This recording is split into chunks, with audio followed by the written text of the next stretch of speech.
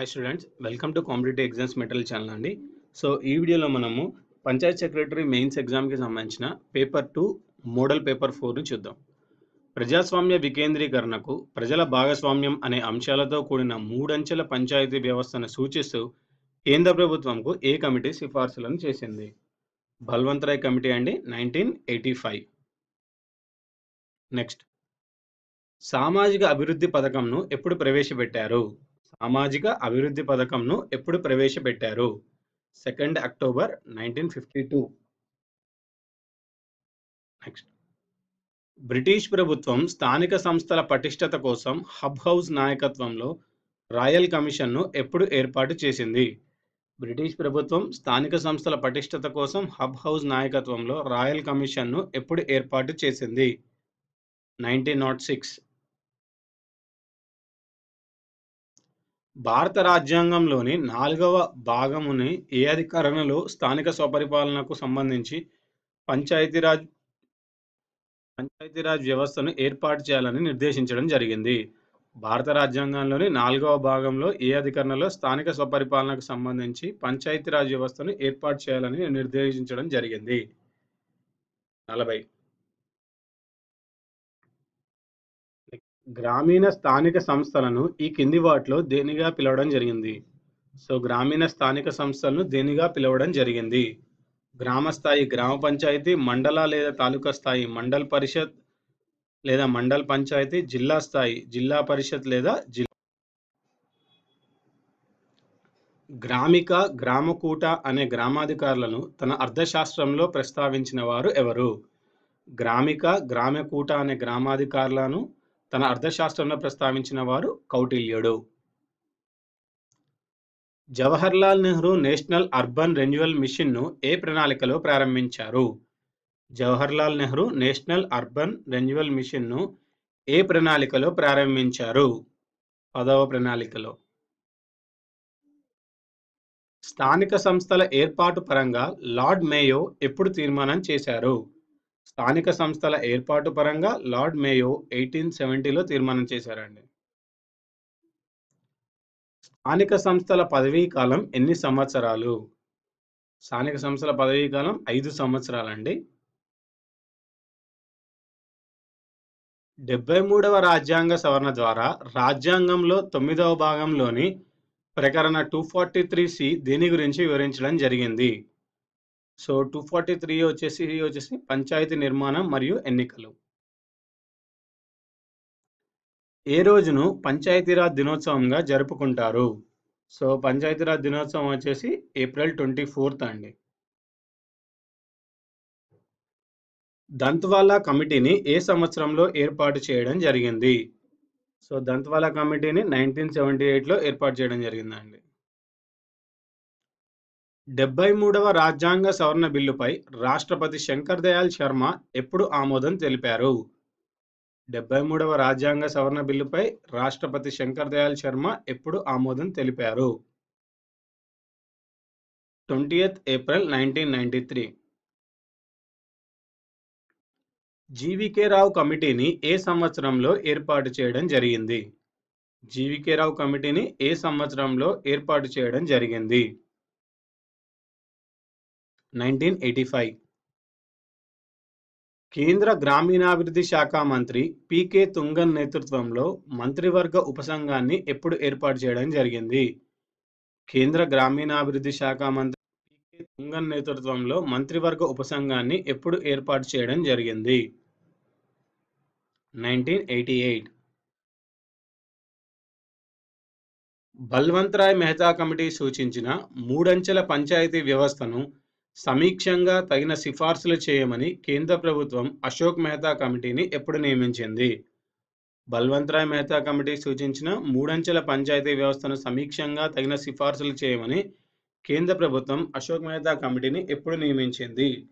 12th December 1977. Mahabub నగర్లోని షాద్ నగర్లో ఉమ్మడి ఆంధ్రప్రదేశ్ ప్రభుత్వం పంచాయతీ వ్యవస్థను ఎప్పుడు ప్రారంభించింది? మహబూబ్ నగర్లోని షాద్ నగర్లో ఉమ్మడి ఆంధ్రప్రదేశ్ ప్రభుత్వం పంచాయతీరాజ్ వ్యవస్థను ఎప్పుడు ప్రారంభించింది? 1st November 1959. Balwant Rai Mehta committee కేంద్ర ప్రభుత్వంకు తన నివేదికను ఎప్పుడు సమర్పించింది? బల్వంత్ రాయ్ మెహతా కమిటీ కేంద్ర ప్రభుత్వంకు తన నివేదికను ఎప్పుడు సమర్పించింది? 24th November 1957.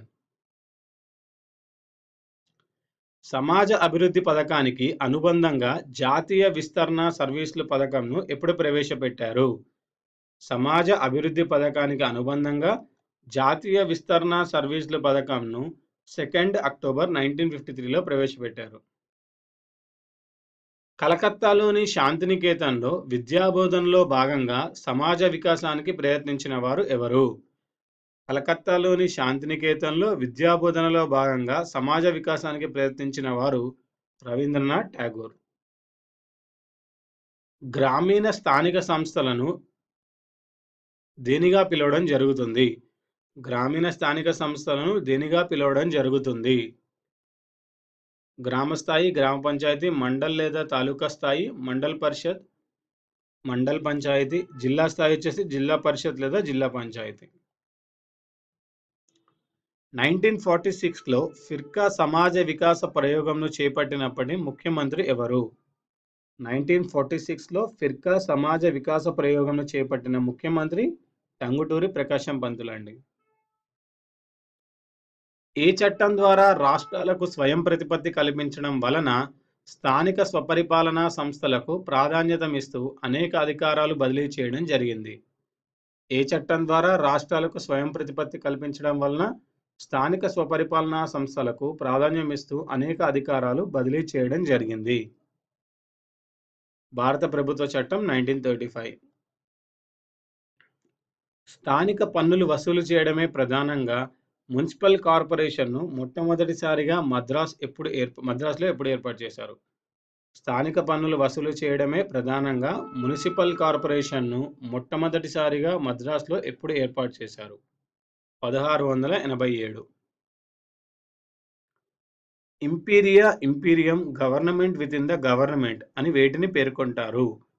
Imperium, government with in the government అని వేటిని పేర్కొంటారు? స్థానిక సంస్థలను. ఏపీలో తొలి పంచదార కర్మాగారంను ఏ సంవత్సరంలో నిర్మించడం జరిగింది? ఏపీలో తొలి పంచదార కర్మాగారంను ఏ సంవత్సరంలో నిర్మించడం జరిగింది? 1933. వెలిగొండ ప్రాజెక్టు పూర్తి పేరేమిటి? వెలిగొండ ప్రాజెక్టు పూర్తి పేరు ఏమిటి? పూల Subbaiah Veligonda project.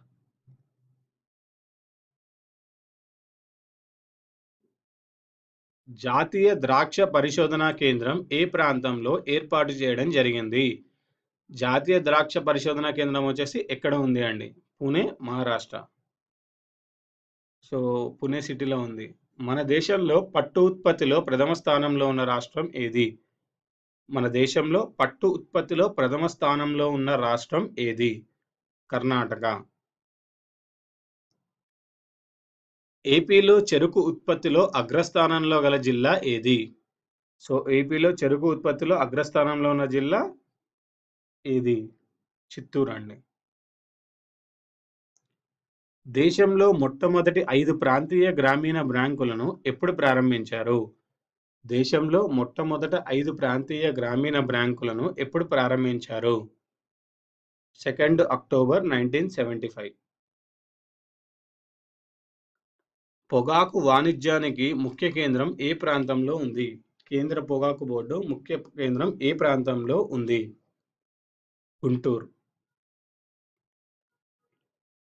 Rice bowl of ఆంధ్రప్రదేశ్గా ఏ జిల్లాను పేర్కొనడం జరిగింది? రైస్ బౌల్ ఆఫ్ ఆంధ్రప్రదేశ్గా పశ్చిమ గోదావరి జిల్లాగా. సో పశ్చిమ గోదావరిని రైస్ బౌల్ ఆఫ్ ఆంధ్రప్రదేశ్ అంటారండి. ఆంధ్రప్రదేశ్లో వరి ఉత్పాదకతలో ప్రథమ స్థానంలో ఉన్న జిల్లా ఏది? ఆంధ్రప్రదేశ్లో వరి ఉత్పాదకతలో ప్రథమ స్థానంలో ఉన్న జిల్లా నెల్లూరు.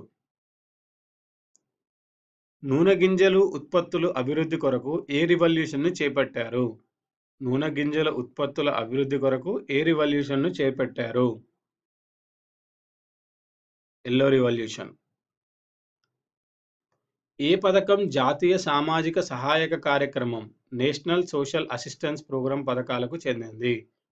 ఏ పథకం జాతీయ సామాజిక సహాయక కార్యక్రమం పథకాలకు చెందింది? ఎస్ఎంబీఎస్. ఎస్ఎంబీఎస్. రాష్ట్రీయ బాల స్వాస్థ్య పథకంను ఎప్పుడు ప్రారంభించారు?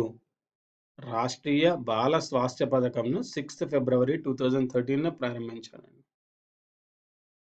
ఏ పథకం ఆడపిల్లల పట్ల ప్రజల దృక్పథాల్లో మార్పు తీసుకొని రావడం ప్రధాన లక్ష్యంగా చేపట్టబడింది? సో, ఏ పథకం వచ్చేసి ఆడపిల్లల పట్ల ప్రజల దృక్పథాల్లో మార్పు తీసుకొని రావడం ప్రధాన లక్ష్యంగా చేపట్టబడింది. బాలికా సమృద్ధి యోజన. ప్రధాన పంటలకు సంబంధించి రైతులను పంటల వారీ బృందాలుగా ఏర్పరచడం ఏ పథకం యొక్క ప్రధాన ఉద్దేశంగా చెప్పబడింది? ప్రధాన పంటలకు సంబంధించి రైతులను పంటల వారీ బృందాలుగా ఏర్పరచడం ఏ పథకం యొక్క ప్రధాన ఉద్దేశంగా చెప్పబడింది? రైతు బాట. ఏ కమిటీ సిఫార్సుల మేరకు నష్టాల్లో నడుస్తున్న ప్రాంతీయ గ్రామీణ బ్యాంకులను లాభాల్లో నడిచే ప్రాంతీయ గ్రామీణ బ్యాంకుల్లో విలీనం చేయడం జరిగింది? సో, సో లాస్‌లో ఉన్న బ్యాంక్స్‌ని తీసుకొని ప్రాఫిట్‌లో ఉన్న బ్యాంక్స్‌లో కలపడం జరిగిందండి. అది ఏ కమిటీ సిఫార్సుల మేరకు జరిగింది? వ్యాస్ కమిటీ. సో, ఇవండి ఈ వీడియోలోని పంచాయత్ సెక్రటరీ మోడల్ పేపర్ 4 అండి. పేపర్ 2 ఇది. సో, నిన్నటి మోడల్ పేపర్‌లో కొన్ని మిస్టేక్స్ ఉన్నాయండి. ఒక 3 బిట్స్ వరకు. సారీ ఫర్ మిస్టేక్స్ అండి. ఓకే. అది ఇంటెన్షనల్‌గా జరిగింది కాదు. సో, మీరు ఎప్పుడైనా వీడియో చూస్తున్నారంటే దాని కింద కమెంట్స్‌ని కూడా చూడండి. సో, దానివల్ల ఏంటంటే కొంతమంది యాక్టివ్‌గా ఉండే స్టూడెంట్స్ కరెక్ట్ ఆన్సర్స్‌ని పోస్ట్ చేయడం జరుగుతుంది. సో, దానివల్ల మీకు ఎక్కడన్నా బిట్‌లో ఏమైనా రాంగ్ ఉన్నా వాళ్ళు పోస్ట్ చేయడం జరుగుతుంది. నేను కూడా దానికి రిప్లై చేయడం జరుగుతూ ఉంటుంది. Okay. Thanks for watching this video.